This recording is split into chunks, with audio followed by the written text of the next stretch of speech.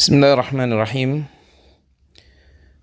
Ketika umat muslim ingin mengadakan sholat berjamaah, tentunya akan memilih salah satu imam yang akan memimpin mereka dalam sholat berjamaah. Di beberapa masjid, imam ini sudah ditentukan. Jadi masjid-masjid sudah mempunyai imam-imam yang ditentukan, sehingga imam-imam tersebut yang akan memimpin.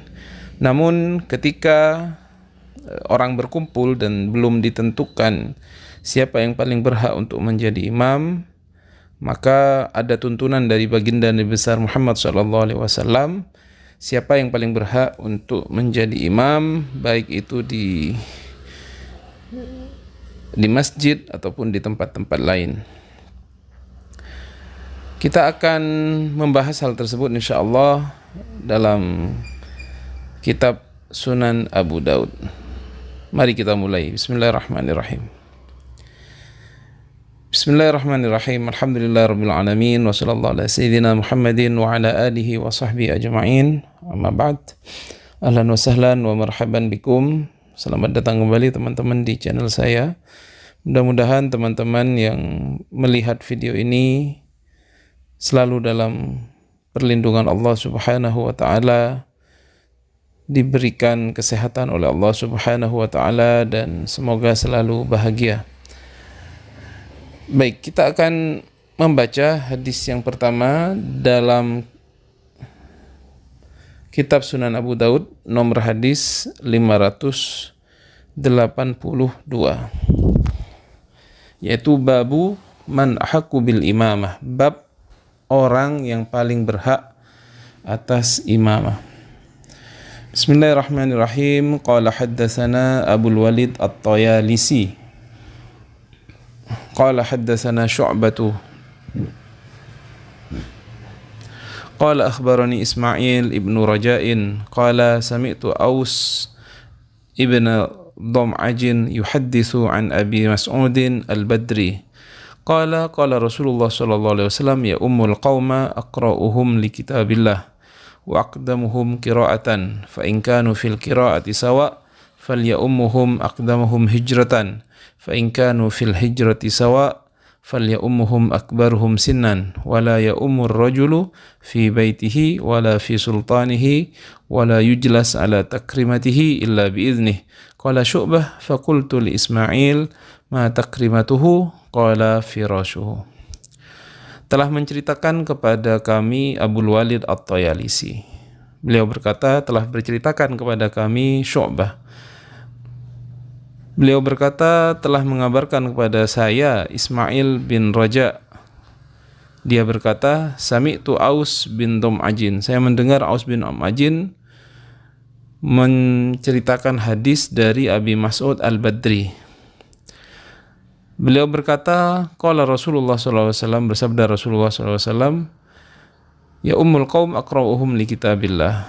Menjadi imam al-qauma kepada kaum, aqra'uhum orang yang paling pandai bacaannya, li kitabillah kepada kitabillah. Maksudnya orang yang paling pandai membaca Al-Quran, orang yang paling banyak hafalan Al-Qurannya, yang paling fasih bacaan Al-Qurannya, yang paling paham tentang Al-Quran. Wa aqdamuhum qira'atan, dan yang paling dahulu dari mereka qira'atan bacaannya. Jadi ketika banyak orang berkumpul, maka yang paling berhak untuk menjadi imam menurut hadis ini adalah orang yang paling aqra'uhum, orang yang paling bagus bacaannya, orang yang paling banyak hafalannya terhadap Al-Quranul Karim. Jadi ini menjadi parameter pertama. Jadi dicari siapa yang bacanya, karena memang untuk sholat berjamaah penting teman-teman untuk mencari orang yang bacaannya paling fasih,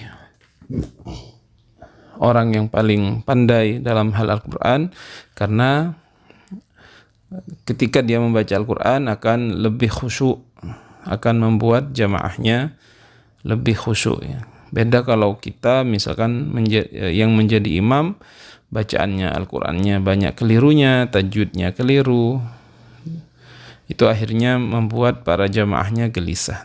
Jadi ini yang pertama, yang paling penting, yang paling diutamakan ketika orang memilih imam, yang paling aqra'uhum wa aqdamuhum qira'atan. Itu yang pertama.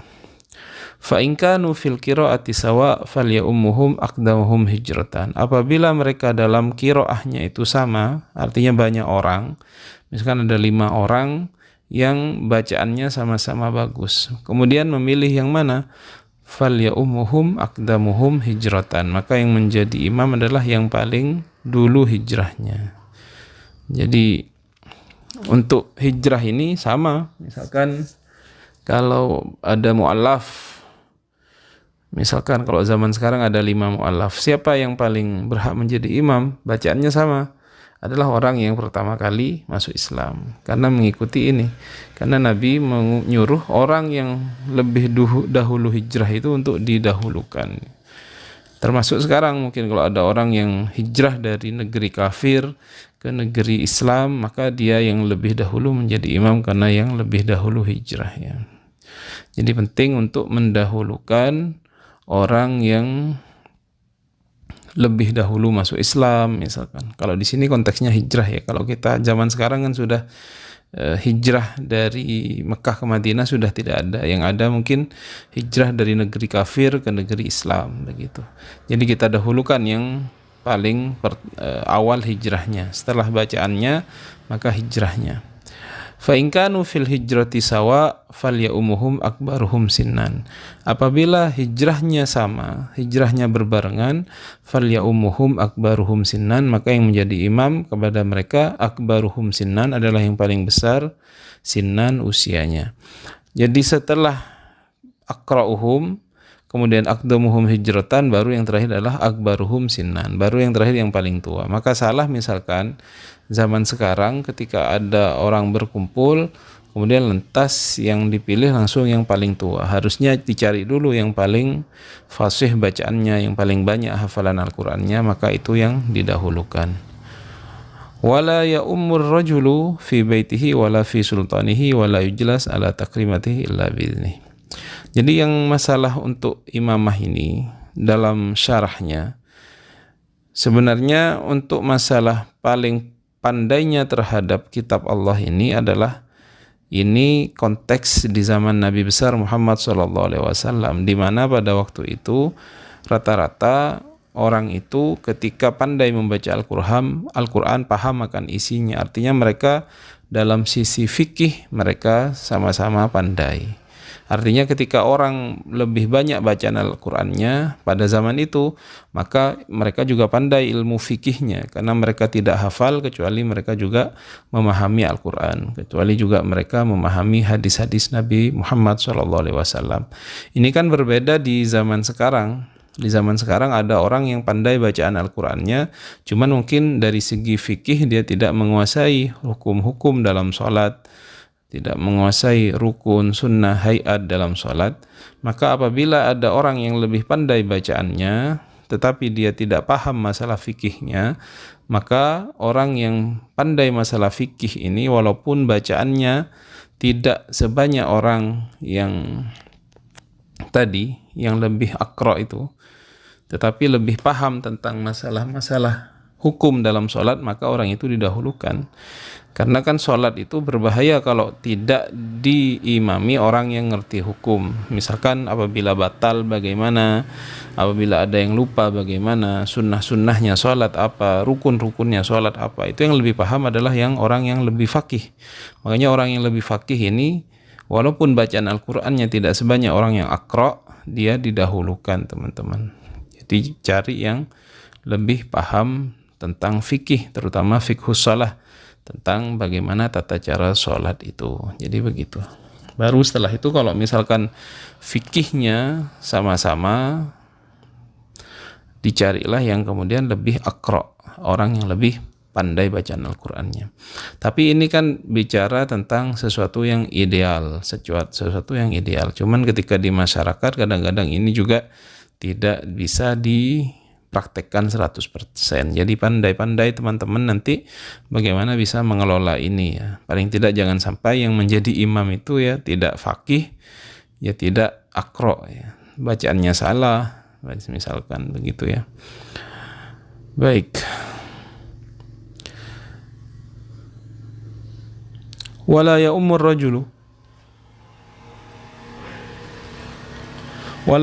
rajulu fi baitihi wala fi sultanihi. Wala ya'ummu, dan tidak menjadi imam, ar-rajulu, seseorang, fi baitihi, dalam rumahnya, wala fi sultanihi, dan di dalam kekuasaannya. Jadi nggak boleh ini, maksudnya ini adalah apa? Apabila kita bertamu kepada orang lain, maka kita tidak boleh kemudian ketika waktu sholat tiba-tiba menjadi imam, karena itu adalah rumahnya orang, maka yang berhak adalah si ahlul bait, orang yang punya rumah itu. Jadi kita bermakmum kepada orang itu.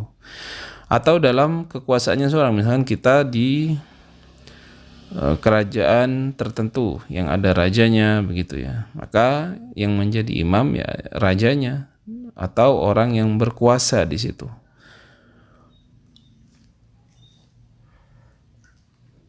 Tidak boleh misalkan tiba-tiba kita maju karena akro ya. Jadi yang ini tentunya orang di rumahnya yang paham tentang fikih, paham tentang bacaan, itu maka mereka didahulukan. Makanya kalau kita bertamu, biasanya ahlul bait yang menjadi imamnya atau orang yang punya rumah itu.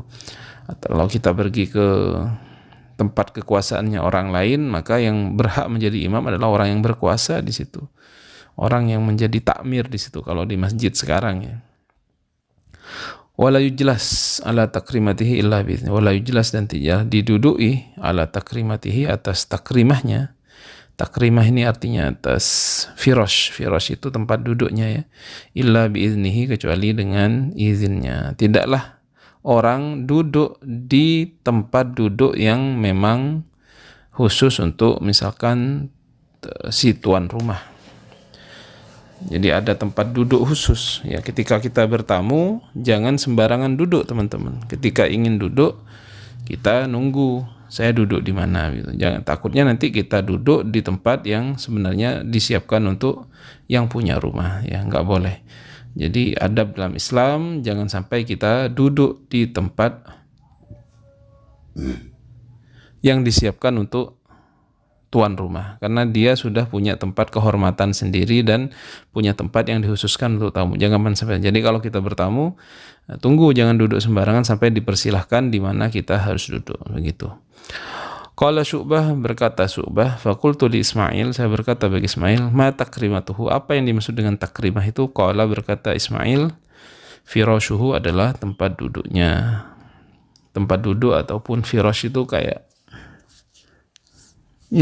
tempat tidur, tempat duduk dan lain-lain, tempat yang dipersiapkan memang untuk tuan rumah itu ya. Jadi ini adalah hadis yang pertama 582 tentang tata cara mencari imam. Jadi saya ulangi lagi, yang pertama adalah aqra'uhum, kemudian aqdamuhum hijratan, baru kemudian akbaruhum sinnan, dengan rincian yang sudah saya jelaskan tadi tentang bagaimana apabila ada orang aqra' tetapi tidak paham fiqhus shalah, tidak paham tentang tata cara salat, hukum-hukum dalam salat. Itu sudah saya jelaskan. Baik, hadis yang kedua 583, qala haddatsana Ibnu Mu'adzin qala haddatsana Abi an Syu'bah bihadzal hadis qala fihi wala ya'umur rajul ar-rajula fi sultanihi. Telah menceritakan kepada saya Ibnu Mu'adz. Ini Syekh Abu Daud berkata telah menceritakan kepada saya Ibnu Mu'adz. Ibnu Mu'adz berkata telah menceritakan kepada saya ayah saya dari Syu'bah, dari seorang bernama Syu'bah, bihadal hadis, dengan hadis yang serupa yang sudah kita baca tadi. Qala, dia berkata, Syu'bah berkata, wala, ada tambahan ya, wala ya ummur rajulu ar-rajula fi sultanihi. Begitu. Wala ya ummu ar-rajulu ar-rajula fi sultanihi, dan tidaklah menjadi imam seseorang laki-laki, seseorang ar-rajula kepada orang lain, fi sultanihi, dalam kekuasaannya. Jadi misalkan sholat Jumat sholat Id yang kemudian sudah misalkan yang menjadi imam adalah raja, maka kita tidak boleh menjadi imam, kecuali ya boleh kita menjadi imam ketika kita berziarah kepada orang lain, mengunjungi rumah orang lain, kecuali sudah diizinkan oleh yang punya rumah atau diizinkan oleh yang mempunyai kekuasaan, sudah diizinkan. Maka kalau sudah diizinkan tidak ada masalah. Tapi kalau tidak diizinkan, maka yang paling berhak menjadi imam adalah orang yang berkuasa di situ ya, berkuasa. Karena kalau dulu beberapa penguasa, misalkan kalau di sini presiden ataupun pemerintah, bupati, gubernur itu dulu bisa menjadi imam. Bisa menjadi imam dalam sholat. Baik, jadi tidak boleh kita mengimami seseorang yang kemudian dia berada dalam kekuasaannya. Jadi orang ahlul bait, orang yang menjadi tuan rumah, kemudian orang yang berkuasa itu lebih berhak untuk menjadi imam. Boleh kita kemudian menjadi imam kalau diizinkan. Qala Abu Daud, berkata Abu Daud, wa kadza qala Yahya al-Qattan. Imam Abu Daud berkata, begini pun berkata Yahya al-Qattan berkata seperti ini dari Syu'bah dengan ada redaksi aqdamuhum qiraatan, yang paling pertama qiraahnya, begitu ya. Jadi hadis nomor 583 ini adalah sama isinya, cuman ada tambahan wala ya umur rajulu ar-rajula fi sultanihi. Kemudian yang terakhir hadis nomor 584. Qala haddatsana Al-Hasan ibnu Ali qala haddatsana Abdullah bin Numair anil A'mash an Ismail ibn Raja'ah an Aus ibn Dham'ajin al-Hadrami qala sami'tu Aba Mas'udin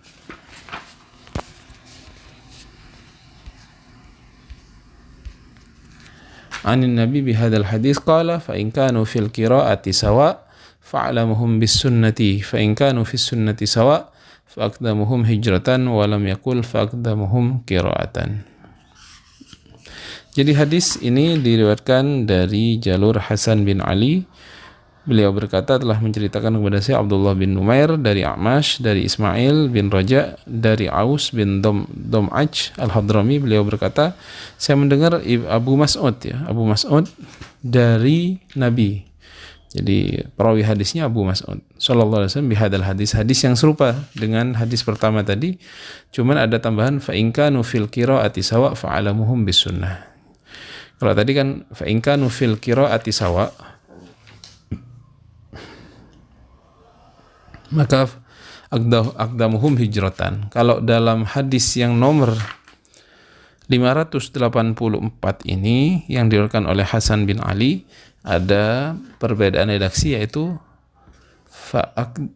fa'aqdamuhum fa'alamuhum bis sunnah, orang yang lebih pandai dengan sunnah Nabi ya, yang pandai dengan hadis-hadis baginda Nabi. Jadi setelah qiraah itu sunnah, setelah paling pandai bacaannya adalah yang paling paham masalah sunnah. Baru fa in kanu fil sunnati sawa fa aqdamuhum hijratan. Apabila sama-sama paham dalam perihal sunnah, maka yang paling dahulu hijrahnya. Kalau di hadis yang nomor 582 tadi, langsung setelah qiraah langsung hijrah. Orang yang paling pandai bacaannya aqra'uhum, kalau sama maka aqdamuhum hijratan, baru setelah itu akbaruhum sinan. Tapi hadis yang nomor 584 ini sebelum hijrah, yaitu ada alamuhum bis sunnah, karena sunnah ini adalah penjelas daripada Al-Quran. Orang yang lebih pandai kepada sunnah Nabi itu didahulukan. Jadi yang pertama, yang qiraahnya yang paling bagus tentang Al-Quran, maka setelah itu sunnah, baru setelah itu hijrah. Walam yakul fa'aqdamuhum qiraatan, dan tidak mengatakan fa'aqdamuhum qiraatan. Tidak ada kata-kata fa'aqdamuhum qiraatan pada hadis ini.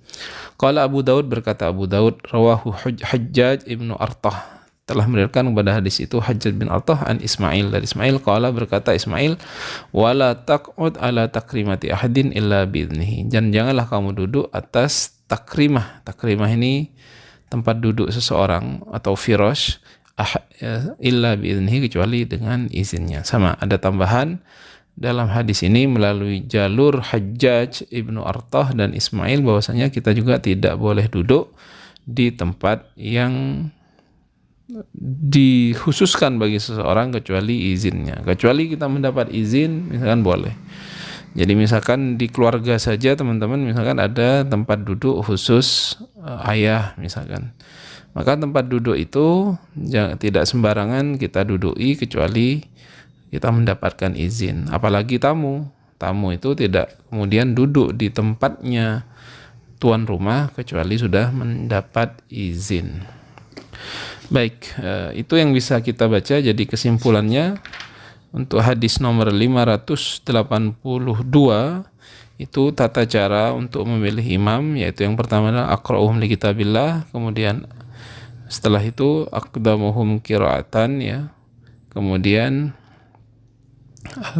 aqdamuhum hijratan, baru setelah itu akbaruhum sinnan. Jadi yang pertama adalah qira'ahnya, kemudian hijrah, kemudian baru umur yang terakhir. Dan kemudian hadis nomor 583 ada tambahan, tidak boleh kita mengimami seseorang di tempat dia berkuasa. Kemudian di nomor hadis 584 ini berbeda, yaitu ada tambahan setelah orang yang paling berhak mengimami adalah orang yang paling banyak qiraahnya, bacaan Al-Qur'annya, baru setelah itu yang paling paham tentang sunnah Nabi, baru setelah itu hijrah. Dan tidak ada kata-kata dalam hadis ini aqdamahum qiraatan, hadis yang diriwayatkan dari Abu Mas'ud, ya, Abu Mas'ud dari Nabi Muhammad sallallahu alaihi wasallam. Dan juga kita tidak boleh dalam hadis terakhir ini duduk di tempat yang dikhususkan bagi tuan rumahnya kecuali mendapatkan izin. Demikian yang bisa saya jelaskan, mudah-mudahan bermanfaat dan menjadi ilmu yang barakah. Amin Allahumma amin. Ila liqa. Assalamualaikum warahmatullahi